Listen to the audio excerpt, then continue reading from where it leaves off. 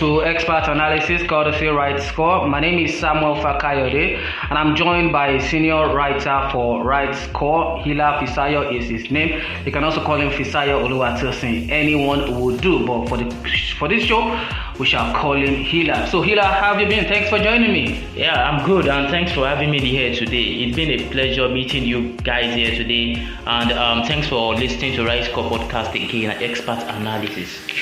We have a lot to talk about during the course of today's show. Let's start from what went down during the weekend. Unfortunately, guys, we promised to be back on Monday to give you a rundown of what went down during the weekend, but unfortunately we couldn't do that. But we'll start that this coming Monday by His grace. So let's quickly review what went down during the weekend.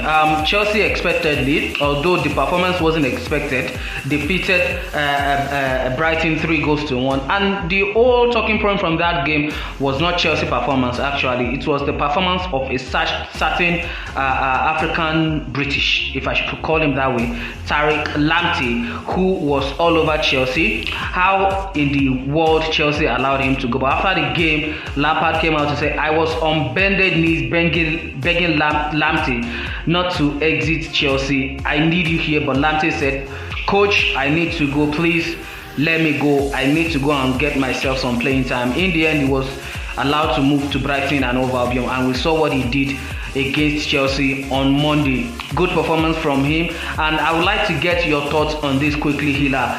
What exactly should we be expecting from Brighton going into the next season? Tariq Lamptey is playing out of his skin.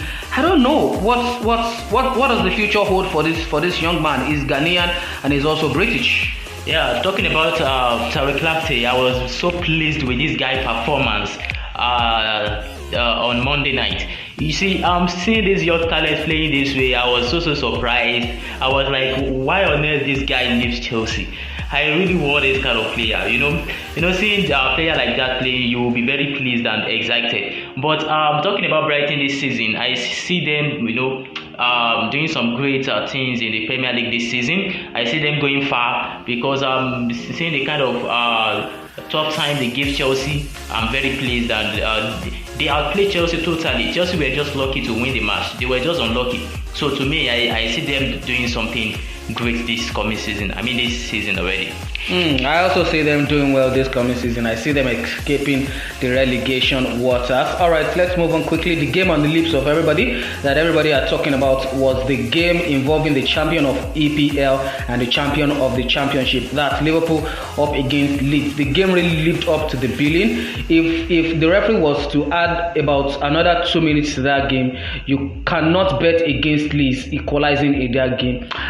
Virgil van Dijk was poor. What's his name now? The young English right back, Trent Alexander-Arnold, was poor in the night as well. Alisson with some decent save. The whole Liverpool squad, the only department that worked on that day was actually the attacking department. Mohamed Salah was something else. Sadio Mane was something else. Roberto Firmino was energetic. He was linking the play very, very well, and the Leeds guy didn't really disappoint. They got their chances and they took it very, very well. Marcelo Bielsa welcoming himself into the Premier League and going away to Anfield. We all knew it would be very, very difficult, and indeed it really proved very, very difficult. But in the end, they walk out of Anfield with their head held up high in the air. I would like to get your thoughts on that game, Hila. Liverpool up against Leeds, 4-3, a 7-goal thriller. What exactly is wrong with Liverpool? The way they are shipping in goals these days, I do not understand. And everybody are thinking that Virgil van Dijk is the world best defender. If anyone compares Virgil van Dijk to Sergio Ramos again, I'm going to fight. This Leeds side, I expect something alike. Our last podcast, I said if Liverpool don't win this game, they will draw, because this Leeds side, they are very strong side. They don't sit back and take what comes. They go after what they want. They play Liverpool like they are playing teams like Brighton, teams like Fulham. they just go all out and play very good football. Seeing them scoring 3 goals against Liverpool was not something surprised to me. I see it coming already because they are very strong side, and it's normal for a player like Van Dijk to make mistakes.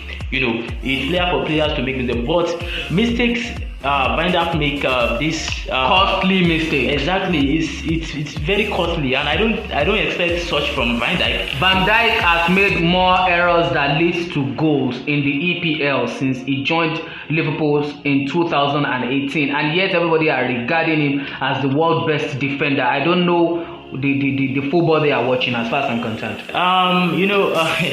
You are very right, but his performance sometimes clear up his errors. Van Dijk is not a quality defender as far as I'm concerned. He's just a commander.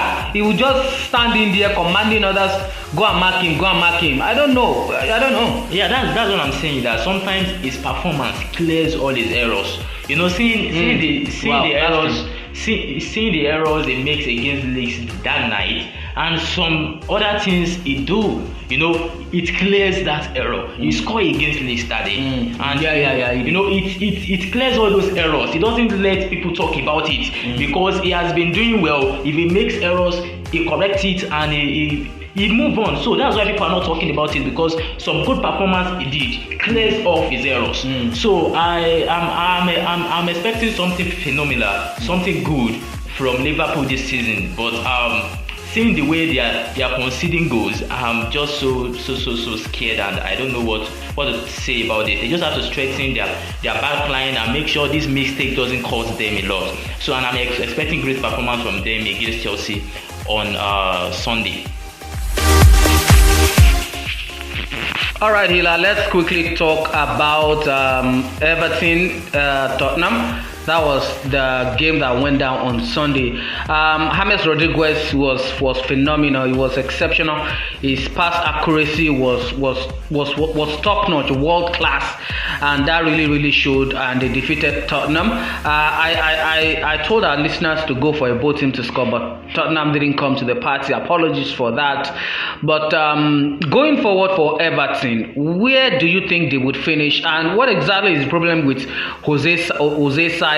With all the signing, Pierre-Emile Højbjerg and also Doherty. I don't know what exactly to say concerning Jose Mourinho. He doesn't seem to look like someone who loves what he's doing at the moment. It looks off. When I say off, it looks not interested in what is happening at the moment. But I do not know what exactly is wrong with Jose at the moment as far as I'm concerned. But going forward, what should we expect from Everton? Where would Everton finish? The 3 signing actually started the game for Everton. That's Doucouré, what's his name now? James Rodriguez, and the guy from Napoli, Alan. They both played very well. They controlled the midfield, and that really gave some problem to Tottenham. So quickly touch on that under 1 minute, so we can move on to the game coming up this weekend. Yeah, I see Everton, doing well this season more than they do last season. Finishing in the Champions League position perhaps? I don't see them finishing in the Champions League position, but I'm seeing them finishing in the Europa League position this season. So talking about Tottenham, I don't really understand. I don't know why they can't even score a goal against Everton. I don't know how on earth Tottenham played woefully against Everton. Mourinho needs to ask himself, what is going on? What exactly is going on with all the qualities he has? He can't even score against Everton. This is disappointing. But Everton beating Tottenham doesn't surprise me. We always say fantastic growth from Everton Tottenham, there are a lot of goals in their games, but this one is very different. These players are determined. They want to beat Tottenham. They don't want all those. They are tired of all disgraceful results against Tottenham. Tottenham beating them like thief. So I say kudos to them, and I see them doing well this season. And to Jose Mourinho, he needs to strengthen his team.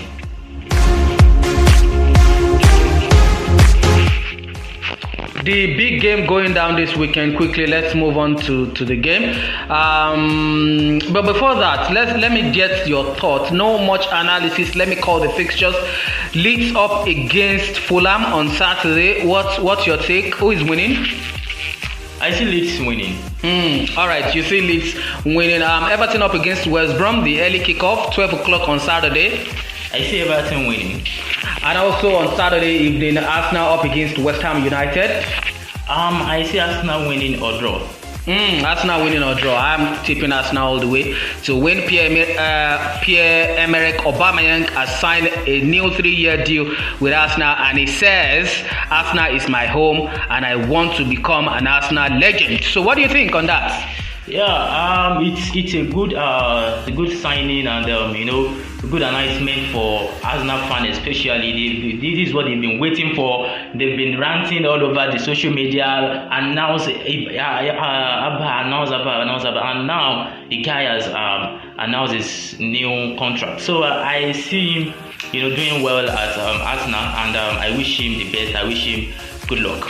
Quickly, let's touch on Chelsea-Liverpool, the big game, the biggest game arguably in Europe this weekend. Although there is a little matter of Borussia Dortmund up against Mönchengladbach in Germany, but I don't think we'll be able to touch on that. But let's talk on Chelsea-Liverpool. That's the biggest game this weekend. The champion of EPL last season and the champion of the transfer window this season. That's Chelsea for me as far as I'm concerned, going up against each other. I feel that Liverpool have what it takes to nick this, but you as a Chelsea supporter, what are you saying for Chelsea?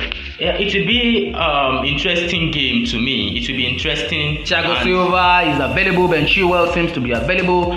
Christian Pulisic seems to be available for Chelsea as well. Yeah, all these players, it seems to be available. We can't say it's 100%, but I'm seeing Liverpool doing well against Chelsea this weekend, but I don't think it will be that easy for them to beat Chelsea, and it will be an interesting game. Seriously. Alright, that's the size of the show we have to go. But Hila, before we go quickly, Borussia Dortmund up against Mönchengladbach. Who is going to win that game for you? I'm tipping Dortmund. Yeah, I'm tipping Dortmund, but Mönchengladbach are a very strong side. They are not this kind of team that stay back and leave you to play. And I'm seeing the game it will be a tough game against Dortmund and Mönchengladbach. I'm seeing both sides scoring a lot of goals. So I'm tipping Dortmund to win though, but it will be a tough game for them. Alright, that's the size of the show we have to go. Thank you very much for listening. Hila, your parting shot? Yeah, thanks for listening. It's a pleasure seeing you people here, and make sure you stay safe, wash your hands regularly, stay 2 meters away from anyone you're talking to, and make sure you say no to rape. Rape is a must. From me to you, stay safe.